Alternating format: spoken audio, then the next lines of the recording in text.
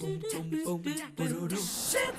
morning. It is so good to be back on the air with you this morning. I was off for a week, enjoying staying home and taking in the beauty of the fall weather here in the Tennessee Valley. And part of my staycation, if you will, was I got to work in my yard and exercise a little bit more than I typically do. So perfect time for me to have Jack Silberman lead off the show with us this morning. He's back on from In Shape MD. Good to see you. Great to be here, Julie. You clearly have not been in Tennessee for the last week because you're very tan. I have been in Florida, actually, so I've enjoyed a little bit of vacation as well. So you said when you came jogging up our stairs this morning, hey, Julie, I want to focus a little bit on what we do at In Shape besides just the exercise part and even the nutrition part. There's a medical component. You get to the root of the problem, if you will. Absolutely, Julie. Before you start any exercise program, they always say you should visit with your doctor, make sure everything's clear. We do an extensive program before we start anything. We do labs, comprehensive labs to see where you're at, to make sure everything's okay. You meet with the doctor. We have a telemedicine call. We could review a little bit of your history.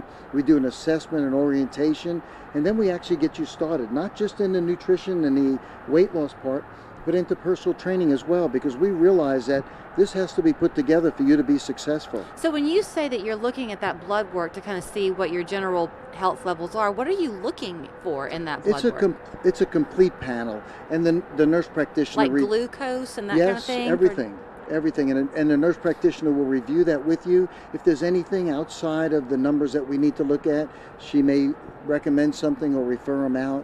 But we just want to make sure they're properly prepared to go forward. Okay, I'm sorry I'm asking you 1,000 questions, but I think I'm going to guide you to the answer I'm expecting. I don't know. Let's say that somebody were to have this done and you see that there's a thyroid issue. Yeah. Then that might be an indicator for you that before you tackle a weight loss problem, their thyroid could be the culprit. Exactly. Or something hormone balancing might be out of whack, that we can adjust that might make a big difference in the weight loss and the exercise. Right.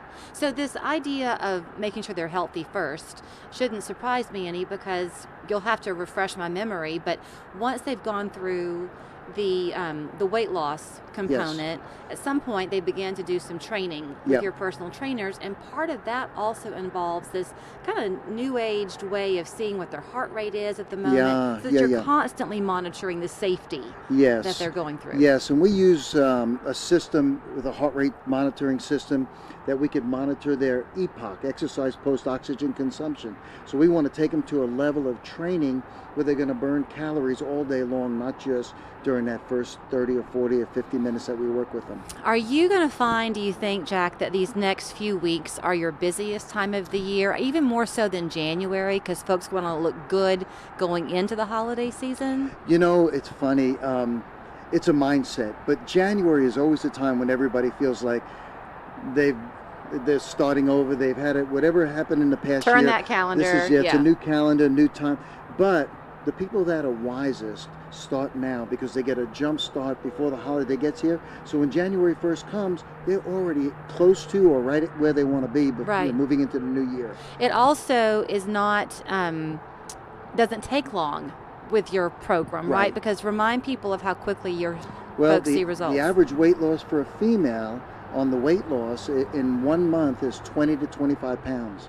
For a man, it's 30 to 45 pounds. So that's a tremendous jump start for somebody coming into the new year that wants to drop some weight. Right. Then you also have different ways of approaching that. Yes. Because I know in the beginning we would always talk, and that's fine, about the HCG. But then of late you've had people coming on talking about other things that they have done. And you've got that, what is it, weight loss in a box? Yeah, weight loss in a box, which is so cool.